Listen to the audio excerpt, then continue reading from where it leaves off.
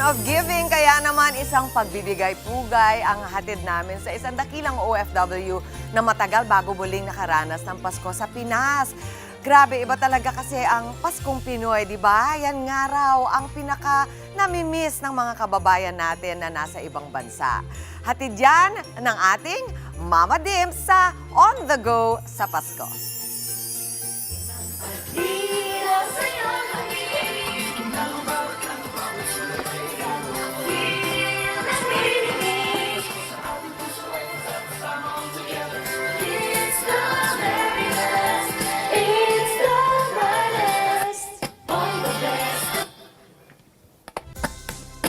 Best!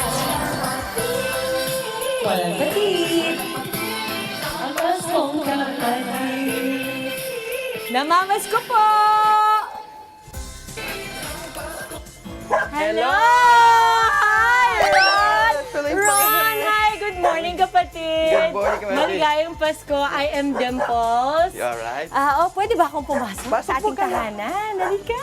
Dito tayo! Halika! Oh my God, Ron! I love the home, ang presko. Thank you. Pero, nabigla ka ba, Ron? Medyo. Alam mo. Ron, okay, welcome home, Thank you. kapatid. Thank you. Galing ka ng Vancouver, Canada. Okay, papatayin ko lang muna to, Ron, ating microphone. Ayan, galing ka ng Vancouver, Canada. Opo. 8 years kang hindi nakapagpasko dito, ngayon lang ulit. Ngayon lang ulit. Anong pakiramdam? Grabe, yung tipong, ano na bang Pasko sa Pinas? Parang gusto ko ma-experience ulit. Alam mo yung ganon. Kasi nga, kung nasa ibang bansa ka, ibang-iba yung Pasko sa ibang bansa. Walang katulad dito sa Pinas. Yung mga kasiyahan dito. Doon kasi more on work lang, then maghanda. That's it. Na-miss mo ba yung pamilya mo? Oo naman. Kaya nga, So, ang balita ko, siyam kayong magkakapatid. Yeah. Ikaw ang... pang-8 pa ako. Oo, at ikaw magpapaaral sa bunso mong kapatid ngayon. Yeah. Kapatid, I'm so happy to see you. At ang ganda ng aura mo kasi parang ang saya-saya mo. Oo naman. Noon bang panahon na 8 taon kang hindi nakabalik ng Pilipinas, kamusta ang Pasko doon sa Vancouver ang mag-isa? Mag-isa ka doon, wala yung pamilya mo. Malungkot na masaya. Pero, of course, ina-adapt mo na yung kung anong lifestyle doon, yung mga celebration doon. Masaya din naman, pero iba pa rin yung dito sa Pinas. Oo. At syempre, dito sa Good Morning Kapatid, ngayong Kapaskuhan talaga, we really wanted to make sure na yung mga kapatid namin na binibisita namin ay makakaramdam ng Paskong Kapatid. At syempre, hindi to Paskong Kapatid kung hindi kasama ang mga kaibigan mo. So hello, kailangan natin ng mga kasama dito na may sasalo-salo. Oh my Hello, God! Merry Christmas! Ito ay si Mama, Marife po. Marife, si Chi at si Russell. Dito tayo, dito. Halika, pasok Oh my kayo dito. God. Tabihan niyo Ba't siya, nandito tabihan niyo kayo? si Ron. Siyempre, ganyan talaga. At ito ang kapatid mo, tama? Opo. Oo, halika, kuya. Halika dito, tabi-tabi tayo Sige, dito. Yan. Okay, wait, kasi for the longest time, you did not see him. Saan kayo magkakaibigan? Kumbaga sa fast food chain food kayo. Oo, sa fast food chain kayo magkakaibigan. Tapos, ngayon nasa Canada na siya. Ano yung pakiramdam? Walong taon yung di nakita yung kaibigan nyo.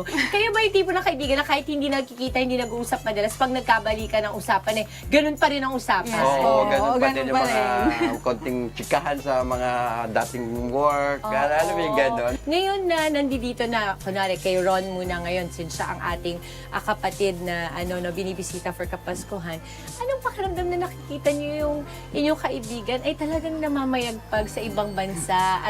Pero at the same time, naparamdaman ko parang walang nagbago sa pagkakaibigan ninyo. Masaya po kami para sa kanya. Kumbaga kahit nakakaangat na siya, hindi pa rin siya nakakalimot sa mga friends niya. Ay, ang ganda, Ron! Ron, ang ganda, bait mo. Ron, ako, mamaya, bibigyan mo kita regalo yan. Bigyan ko kayo ng Chocolate. Tsokolate. Ano meron ba sa Vancouver? Ganun din. Ganun mga chocolate. Yeah.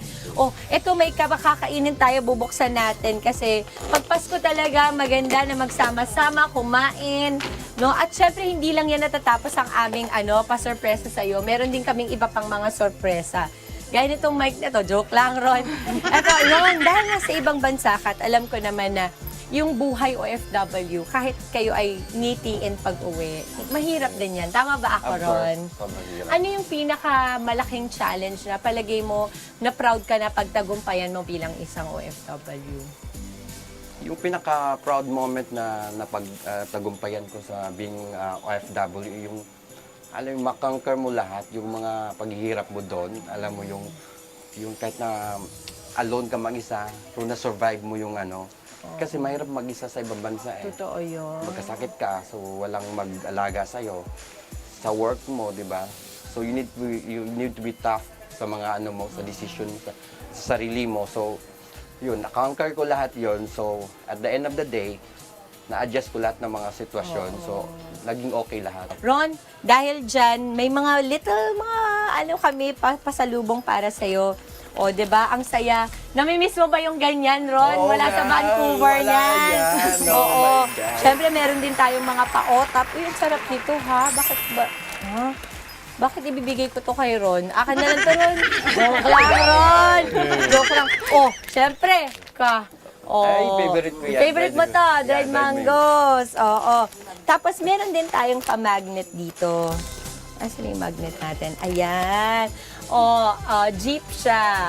Ang nakalagay, blessed. Kasi ikaw yon. #blessed ka, Ron. Oh my God, that's so And you will always remember us.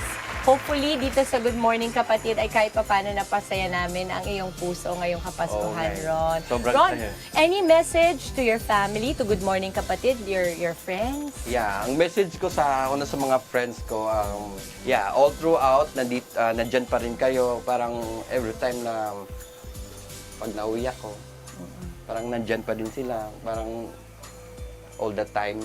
Tapos sa family ko naman, of course, they will all support whatever decision I made. And then, of course, I'm not letting them down. I help them whatever I can do. To provide even in a small way.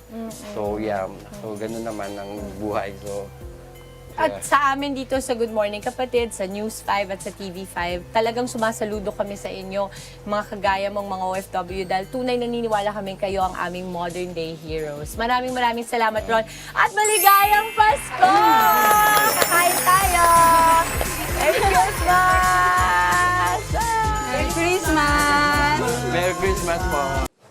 Mga kapatid, Dimples Romana po, maging maalam at may pakialam sa mga napapanahong issue at headlines. Mag-follow na po at subscribe na sa social media pages ng News 5.